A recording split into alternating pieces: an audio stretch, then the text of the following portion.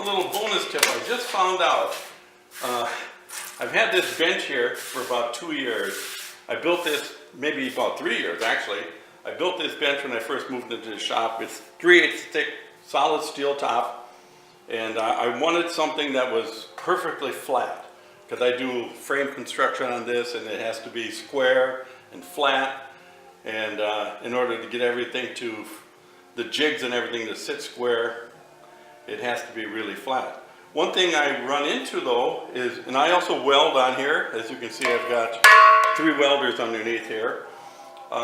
You get splatter on here, and then you get like here, there's a splatter that's stuck on there. So I end up, grinding this all the time with my flap sander and trying to keep it clean. Well, I was thinking maybe what I should do is get a sheet of copper or brass to throw on top of this and see if that would be better.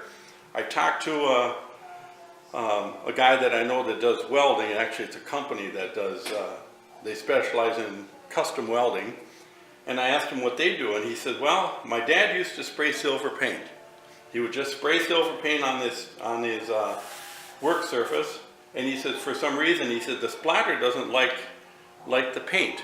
It will conduct just fine because it's actually aluminized paint.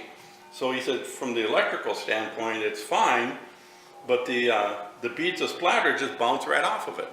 And so I tried it today, and normally this would be just really rough because I was doing a bunch of welding on here today, and it's absolutely clean. And there's, like here where there's no paint, I got splatter up in here, but this part is very nice. So maybe somebody else has a better way, but this is really kind of, for me, the way to go. And he said about once a week, just give it a respray, which is what I'm going to do. And just a handy tip. If you can use that, and if it works for you, then I guess we're all ahead.